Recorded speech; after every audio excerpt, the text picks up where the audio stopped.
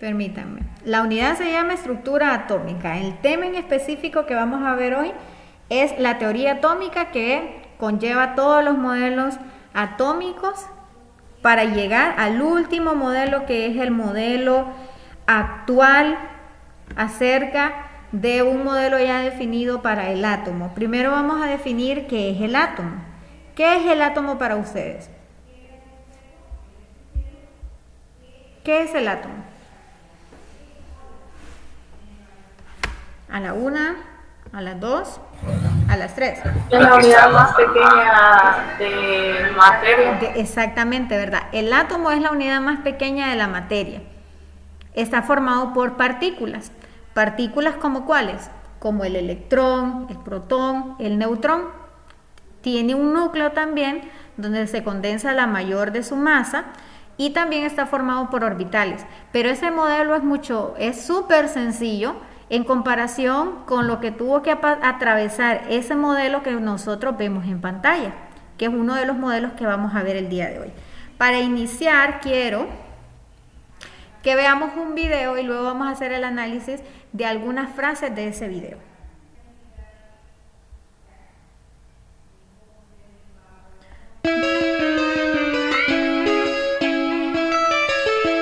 Soy un electrón, frustrado fermión, y es muy probable que esté en un átomo cierto orbital. Mi vida social va siempre fatal. No entiendo el motivo por qué me ha tocado ser tan negativo. Tiende guasa, la gente desprecia hasta mi masa, y otros electrones me encuentran más bien repulsivo. No. Marty Walter Thompson, que me descubrió, pues en el pastel que su mente coció me tocó ser la masa, y un alumno suyo, R. Rutherford, se inspiró. Me echó al vacío muy lejos del núcleo, sin techo ni casa. Qué maltrecho me hizo pasar también Bohr. Con tanta luz de hecho, el tío por poco me abraza. Y nadie me entiende, y nadie me comprende bien. La gente sabionda me acusa de ser particular y onda. Y nadie me entiende, y nadie me comprende bien. No hay que hacer costumbre, está confusa y maldita incertidumbre. Y nadie me entiende, y nadie me comprende bien. La peña erudita se inventa sus rollos semánticos y me describe con números mágicos. Y nadie le comprende bien. Soy un electrón, un bicho raro, soy el bajón del átomo, el más desdichado.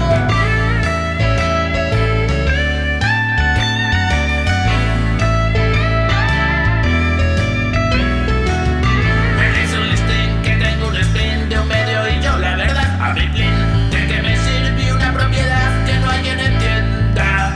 Y tengo pendiente con un tal Heisenberg una contienda, pues la lió un montón el Mendalerenda. Dijo que era imposible conocer con precisión, de forma simultánea, mi momento y mi posición. Y nadie me entiende, y nadie me comprende bien. Si no me observas de algún modo, me apaño y hago de todo. Y nadie me entiende, y nadie me comprende bien. Si me miras, nena, colapsas la onda al estado que corresponda. Y nadie me entiende, y nadie me comprende bien. Incluso inventaron para mí una gran ecuación, un verdadero marrón. Y nadie me entiende, y nadie me comprende bien. Soy un electrón, un bicho raro, soy el bajón del átomo, el más marginado. Y nadie le comprende bien. Y nadie le entiende, y nadie le comprende bien. Y nadie le entiende, y nadie le comprende bien. Y nadie le entiende, y nadie. ¿Qué más? ¿Y por qué el video decía que el electrón nadie lo entendía? ¿Qué características tenía el electrón? Ya que es un elemento negativo. Muy bien, ¿verdad? Es una partícula negativa. ¿Qué más? que no podían calcular bien su precisión, Muy algo así. bien, Y de que excelente. lo sacaron varias veces, decía por el otro y sirvió de pasa en el pastel, Ajá, aquello. muy bien. Y describía cómo fue la posición del electrón en los diferentes modelos atómicos, ¿verdad? Hablaba de Thomson, hablaba de Bohr, ¿sí? Hablaba de la ecuación de Schrödinger y también hablaba de el origen y la precisión que decía su compañero Gustavo, que eso es el principio de qué. El año pasado lo vimos. ¿Cómo se llamó ese principio? A la una, a las dos. ¿Cómo dijo, ¿Por qué? profe? El principio, ¿cómo se llama el principio que menciona la cancioncita? A la una, a las dos. De Rutherford. De Rutherford también, ¿verdad? Rutherford estableció algunos experimentos, pero quien propuso ese principio fue Heisenberg. Y todo eso lo vamos a ver el día de hoy en los modelos atómicos. Muy bien, continuamos entonces. Ya vimos en la clase anterior que era la química, es la ciencia que se encarga del estudio y de las transformaciones de la materia, ¿verdad? Ahora muy bien, el átomo, como nosotros lo constituimos al día de hoy, pues es un modelo que ha pasado por diferentes procesos, por diferentes transformaciones. Las ideas que se tenían sobre el átomo pues abarcan muchísimos años antes de Cristo con las primeras, con la historia con la prehistoria, mejor dicho, de la química, en donde aparecen lo que es Leucipo y Demócrito, que eran unos griegos muy importantes para la evolución de lo que fue el átomo. Ellos fueron los primeros en hablar que la materia estaba formada por pequeñas partículas en su momento ellos decían que eran divisibles, ¿verdad? Lo que era esto, el átomo, y lo definían como una esfera simple. Ahora, Aristóteles también definía que la materia, lo que constituía todo lo que existía, estaba formado por 3 elementos principales, 4 mejor dicho. Uno que era el fuego, el aire, el agua y la tierra. Esos eran los primeros indicios sobre la química que se tenía. La química igual fue evolucionando y esas ideas pues fueron mejorando con el pasar de los tiempos. Yo les explicaba que los griegos fueron bastante determinantes en la historia de la química, más que todo en la prehistoria de la química. Luego vino la época de la alquimia. ¿Alguien de ustedes vio Alegrías y Rebujos cuando estaban chiquitos? No, No, Solo unos capítulos, Dios con mi mío, tía. siento que tengo 1.000 millones de años entonces. Nadie vio Solo vi unos Alegrías y capítulos Rebujos. con mi tía, Ajá, ¿y profe. de qué se trataba? ¿Qué rama de la Pues química? allá. Decían algo ahí de la alquimia, ¿verdad? Bueno, la alquimia fue una rama de la química después de la rama de la prehistoria de la química, que se trataba acerca de las primeras pócimas en donde estuvo envuelta la química. Estuvo relacionada con cuestiones de brujería y los alquimios fueron los primeros en hacer tratados, por así decirlo, o manuales sobre la química, ¿sí? A ellos se les llamaban los alquimistas. ¿Y qué creen ustedes que buscaban los alquimistas? Es que le entendieran mejor si hubieran visto la novela, pero es que ustedes no miran las novelas. Miren, en la novela lo que quería era una de las brujas, que había sido una alquimista, encontrar el elixir de la juventud. Porque los inicios de la química era para eso, para encontrar el elixir de la juventud, y ese elixir de la juventud pues se llamaba una dichosa piedra filosofal que convertía todos los demás elementos en oro. Ese era el fin. Bueno, entonces, por ahí vienen algunas ideas. Las ideas que se toman son acerca de Platón y de Aristóteles, quienes afirmaban que la materia es infinitamente divisible. Para ellos las partículas pequeñas también se podían dividir. En cambio, eso pues ahora nosotros lo conocemos que es falso. El primero en hablar acerca de las partículas fue Demócrito, y para ellos las partículas eran indivisibles. Para él las partículas eran indivisibles y fue el primero en utilizar la palabra o el término de átomos, ¿verdad? 2000 años después nosotros sabemos de que esas ideas pues son correctas. Ahora bien, para empezar a hablar de la evolución en el campo de la química es indispensable hablar de algunos aportes como por ejemplo el de John Dalton, que fue el primero en establecer un modelo sobre el átomo, ¿verdad? El padre de la química moderna, que fue Lavoisier, y los aportes de químicos que establecieron la relación o identificaron, mejor dicho, que el átomo es eléctrico, que dentro del átomo tiene esa capacidad de producir electricidad. Y este personaje que tengo aquí se llamó Humphrey Davy. Antonio Lavoisier. Antonio Lavoisier es considerado el padre de la química moderna. Ahí vamos a ir hablando un poquito de él. Muy bien. Entonces, primero vamos a hablar del modelo atómico de Dalton. ¿Cuáles eran las características de este modelo? John Dalton establecía sus primeros modelos en donde se definía al átomo como una bola sólida que tenía ciertas características. John Dalton afirmaba que los átomos de cada elemento entre sí eran diferentes en cuanto al tamaño y también características. John Dalton estableció ciertos postulados. Esos postulados ustedes los tienen en la página 28. Quiero que alguien me ayude cuáles fueron los postulados de John Dalton, a leerlos.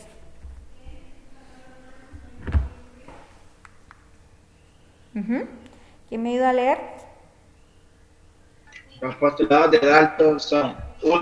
Los elementos están constituidos por pequeñas partículas fundamentales de la materia llamadas átomos. Dalton utilizó el término átomo en reconocimiento a la brillante idea de Demócrito, 2000 años antes. 2. Los átomos de diferentes elementos tienen distintas propiedades químicas y físicas.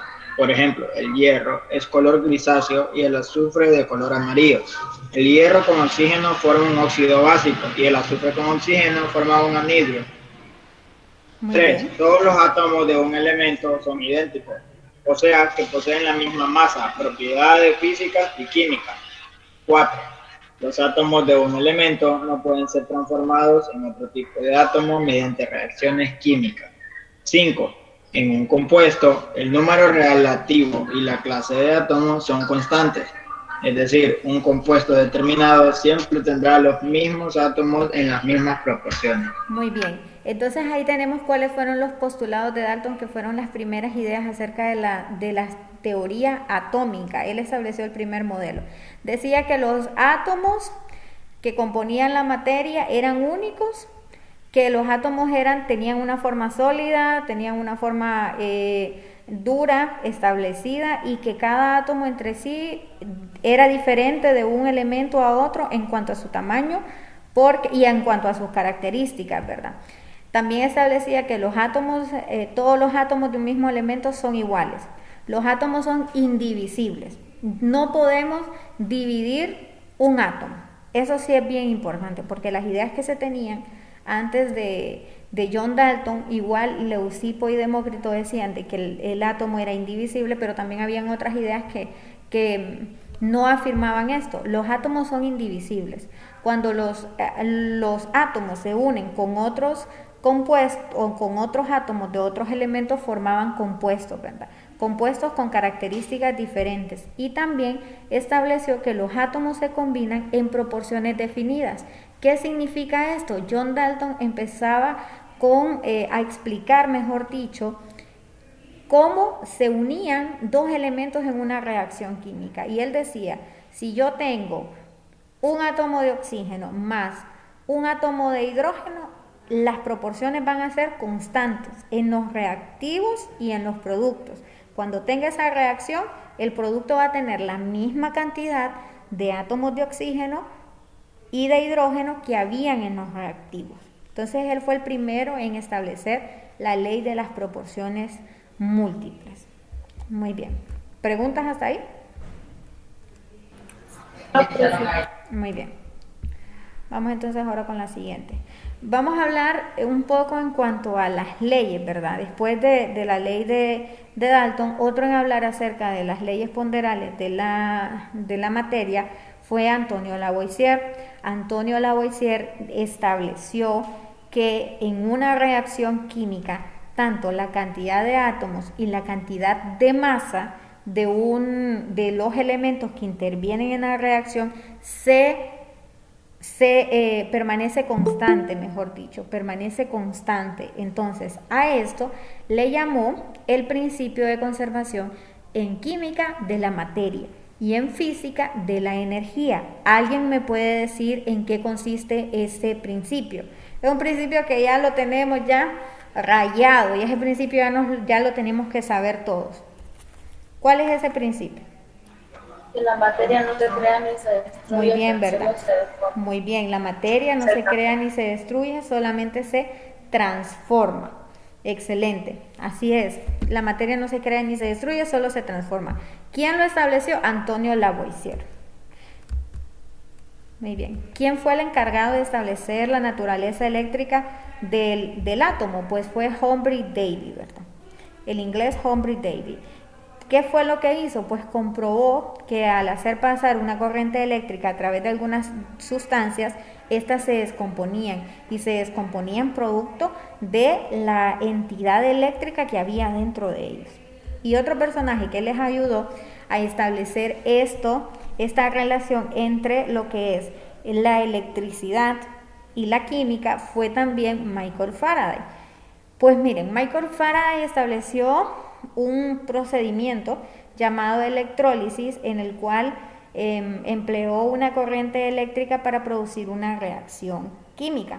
Las conclusiones que llegó fueron las definidas como leyes de la electrólisis, que establece que el peso de una sustancia que se deposita en un electrodo debido a una cantidad fija de electricidad siempre será constante. Entonces, ¿a qué ayudó esto? A que años posteriores otros científicos químicos descubrieran lo que es la cantidad eléctrica o la carga eléctrica que tienen las partículas que forman el átomo, que lo vamos a ver más adelante. Entonces, la entidad eléctrica del átomo es producto de los trabajos de estos dos personajes.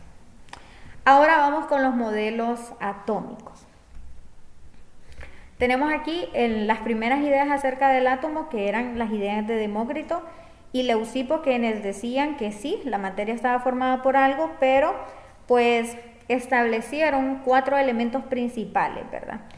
Lo que era elementos como aire, agua, fuego y lo que era tierra, ¿verdad? Ahora bien, luego vamos con, estas ideas se tenían hace muchísimo tiempo, en nuestra era más de 2000 años atrás. Luego entramos con Dalton en 1770, quien descubre o plantea un modelo en donde el átomo es una esfera compacta e indestructible. También establece los primeros postulados de la teoría de Dalton, que explicaba cómo era un átomo, cómo eran sus partículas y cuáles eran las relaciones entre estos. Luego viene Joseph Thomson en 1897. Joseph Thomson establece un modelo llamado el budín de pasas, en donde se colocan lo que es en las pasas las partículas negativas que Thomson también descubrió, y dentro de lo que es el pastel también los protones con carga positiva, ¿verdad?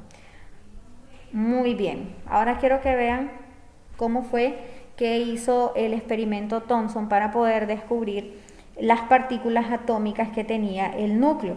Yo tengo aquí, miren, lo que es un rayo catódico, o sea, una especie de embudo en el vacío.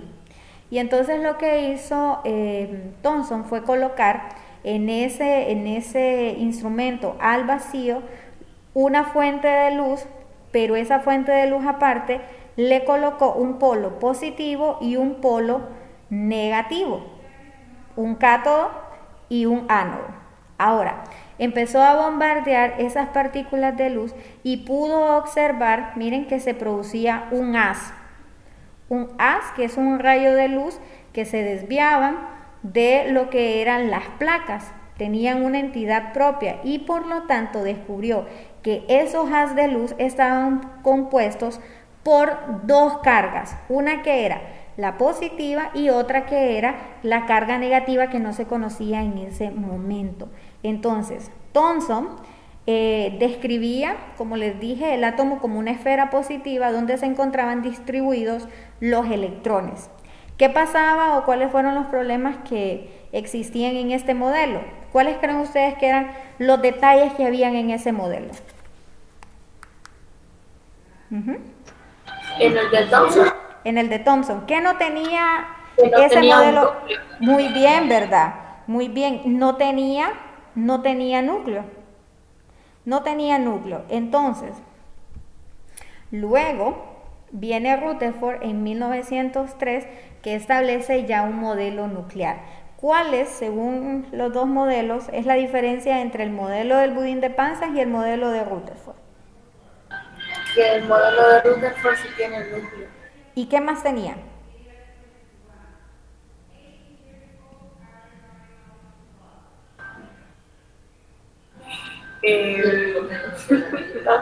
No sé, pero Muy bien, bueno, vamos a ver ahí unas ideas. Su compañera decía que ya Rutherford estableció que el átomo estaba formado por dos regiones bien delimitadas. Una que era la corteza, formada por orbitales, y la parte central, que era el núcleo. Y aparte de eso, estableció que tanto los protones como los neutrones, que en ese tiempo no se conocían, se encontraban dentro del núcleo. Y ya estableció una región para lo que era el electrón. Y decía que el electrón giraba alrededor de esas órbitas. Muy bien, ¿qué experimento hizo Rutherford? Ustedes lo tienen ahí en su libro de texto, en la página 29.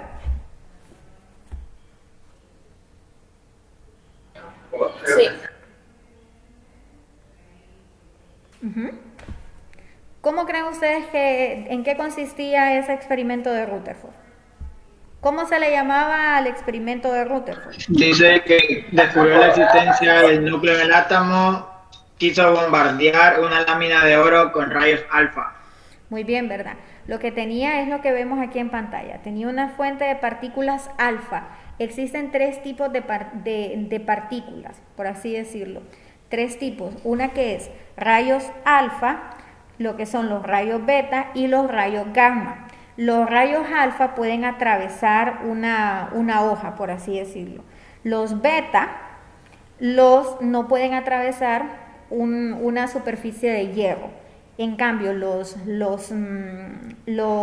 rayos gamma, esos atraviesan cualquier material, excepto lo que es el plomo. Por eso es que cuando nosotros utilizamos o se nos hace algún tipo de resonancia o algo, siempre la persona que está realizándolos se protege con una especie de equipo especial o detrás de una barra de plomo. Esos son los tres tipos de rayos, alfa, beta y gamma. Entonces, aquí tenemos la fuente que producía la luz, tenemos los rayos, pero ¿qué pasaba? Algunas atravesaban lo que era la lámina, atravesaban sin cambiar su dirección, algunas, pero la gran mayoría de esas láminas, de esos rayos, ¿qué pasaba? Rebotaban en la lámina de oro, y entonces él con ese experimento supo de que había algo en el centro del núcleo, algo que no lo había hecho lo que era Thomson con el experimento de los rayos catódicos, y entonces establece que ese algo es el núcleo y está formado por partículas positivas que contenían la mayor cantidad de masa del átomo. ¿Sí? Sí. ¿Preguntas? Lo que sí se han descubierto son nuevas partículas. Por ejemplo, el protón tiene su antipartícula, que es el positrón, ¿sí? Entonces, por ejemplo, están los quarks, que ese tipo de partículas, lo que son los neutrinos también, que es la antipartícula de los neutrones, esas partículas subatómicas se han descubierto a partir de la experimentación que se ha realizado con diferentes materiales a los que se ha expuesto a grandes cantidades de energía, pero esas antipartículas tienen que ver más con la física cuántica, con el decaimiento de partículas para que se produzcan diferentes isótopos en la naturaleza, que también lo vamos a ver más adelante. ¿Sí? Bueno, entonces nuevos átomos no, nuevos elementos sí y nuevas partículas subatómicas. Ahora vamos con el modelo de Bohr. Miren que en 1913 establece un modelo planetario que describía ya una forma de órbitas circulares, los electrones que se movían en esas órbitas.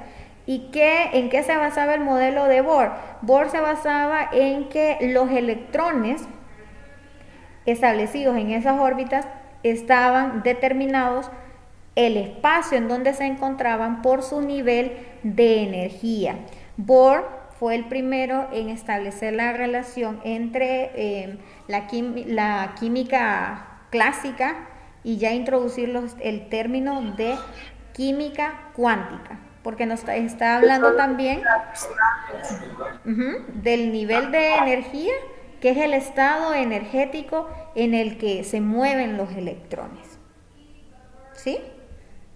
Niveles de energía, e introduce lo que es los números cuánticos, ¿verdad? Muy bien.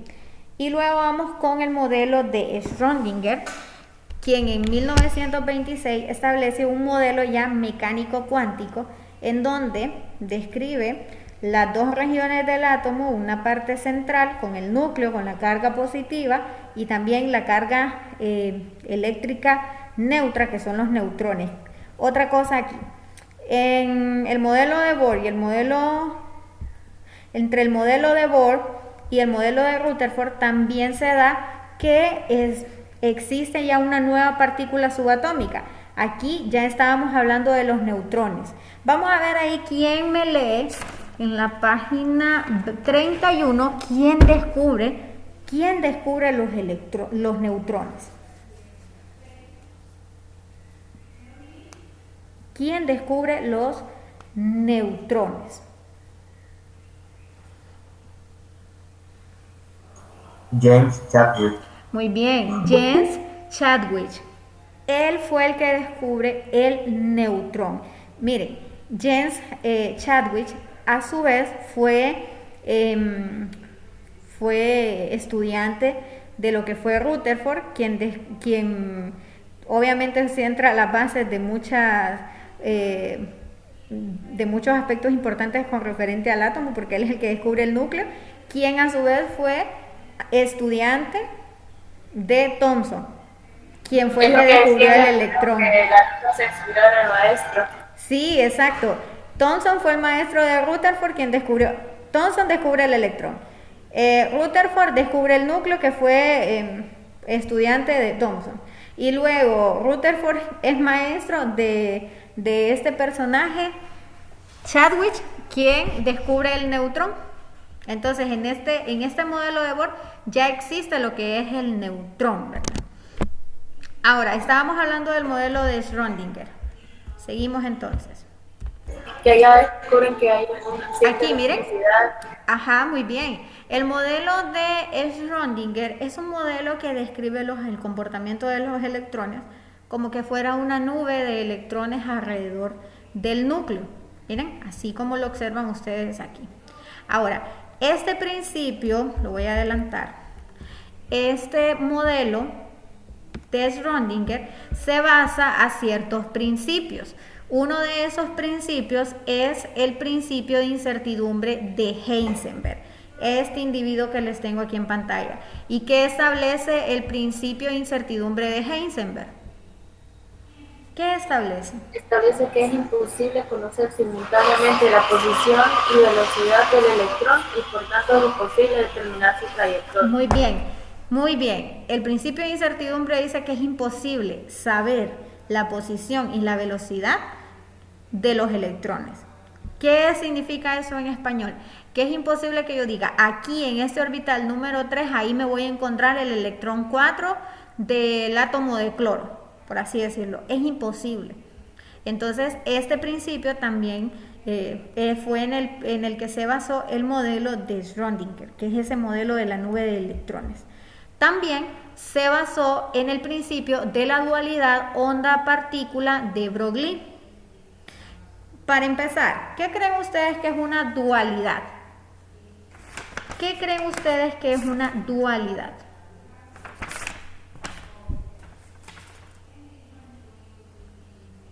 ¿Qué es una dualidad? Es algo así como tener dos personalidades, digamos, una personalidad agresiva, digamos así, y muy una bien, personalidad ¿verdad? tranquila. Muy bien, muy bien. Y entonces creo que la imagen es más que elocuente con lo que les pregunté.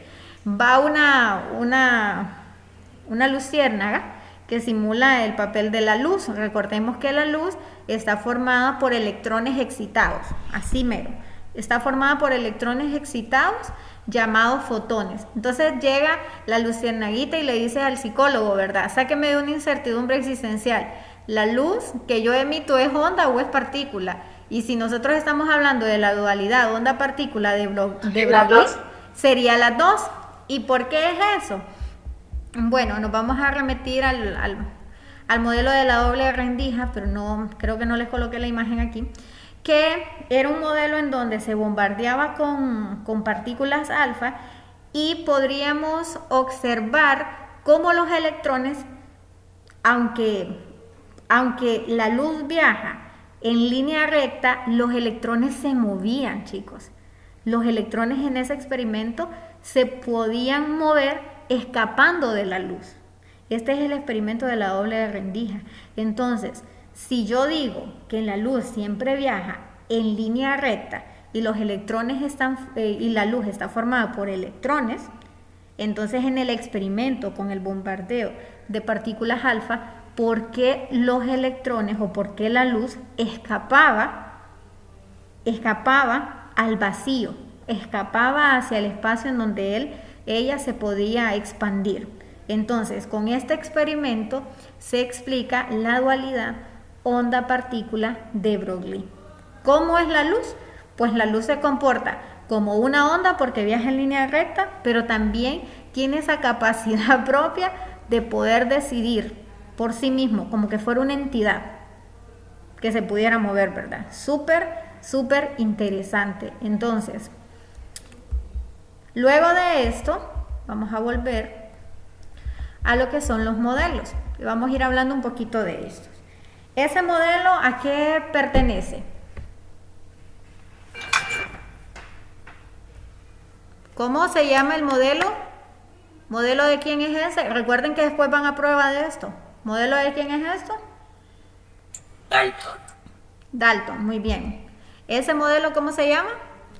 El de Thomson, el budín de El pasa. budín de pasa, ¿verdad? Luego vamos al el de Rutherford. Ahora, nosotros siempre, el modelo siempre de Rutherford aparece con estas formas de los orbitales como elípticas, pero el modelo que se estableció principalmente con estas órbitas elípticas es en honor a Sommerfeld, Arnold Sommerfeld, que él fue el que agregó que estas orbitales tenían esa forma como elíptica, ¿sí? Que en las cuales era donde giraba el electrón cuando cambiaba o cuando recorría de un nivel de energía a otro.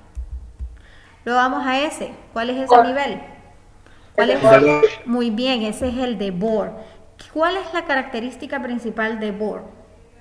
Los diferentes niveles de energía. Excelente, los diferentes niveles de energía. Y ahora tenemos, miren, el modelo de Schrödinger y el modelo actual. Este es el modelo atómico actual, porque estamos hablando de que parte de diferentes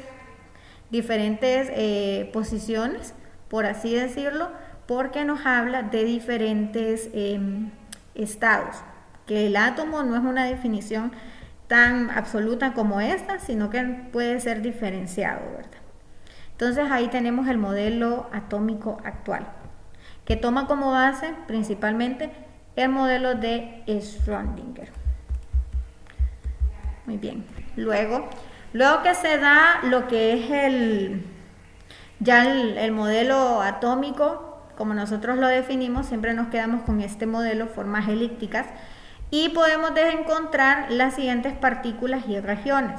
La parte central formada por un núcleo y tenemos unas cortezas formadas por órbitas donde es posible encontrar esta partícula que es el electrón. El electrón es la partícula con carga negativa. Tenemos aquí las partículas con carga cero, con carga neutra, que son los neutrones, y la partícula con carga positiva llamadas protones. ¿Preguntas hasta ahí? No, profe, ninguna. El modelo del budín de pasas. Según el modelo de budín de pasas, pues esas partículas alfas no eran desviadas por nada y que seguían una línea recta cuando eran bombardeadas por partículas alfa, ¿verdad? Según el modelo de Thomson. Ahora, según el modelo de Rutherford, ¿qué era lo que pasaba? Vamos a ver si alguien se acuerda. Rebotaba. Muy bien, Bernard, ahorita lo vamos a poder observar. En este modelo atómico de Rutherford nosotros tenemos, miren, vamos a subirle la energía. Aquí tenemos la parte central, que es esa pelotita amarilla, que es el núcleo. Estas partes que nosotros podemos ver ahí simulan la corteza y las bolitas en color morado significan las partículas alfa con las cuales fue bombardeado, ¿verdad? Estamos hablando, miren, de el elemento, vamos a colocar el elemento mercurio, que es el 80, y vamos a colocar el bombardeo y vamos a colocar las trazas para que ustedes puedan observar. Miren, ¿qué pasaba cuando ya llegaban casi al núcleo? Rebotaban. ¿Y por qué rebotaban? O mejor dicho, se desviaban. ¿Por qué se desviaban? Por la carga eléctrica. Por la carga que había dentro del núcleo y también porque el núcleo condensa las partículas más pesadas, con mayor masa. Una que es el protón y la otra que es el neutrón. Entonces, por eso ocurría esta dispersión. De hecho, al modelo le llaman el modelo de dispersión de Rutherford, ¿verdad? Muy bien. Los estudiantes que son de nuevo ingreso, ¿tienen alguna pregunta? No, profe. ¿Duda, pregunta, consulta? ¿No? Bueno, entonces ese es el modelo de dispersión de Dalton. Ustedes pueden hacerlo con cualquier elemento químico. Con cualquier elemento químico que ustedes lo hagan, siempre va a pasar lo mismo. Miren, lo bombardeamos y podemos observar cómo se desvían. Cómo se desvían esas partículas del núcleo. Bueno. No, bueno, vamos a entrar entonces a la plataforma.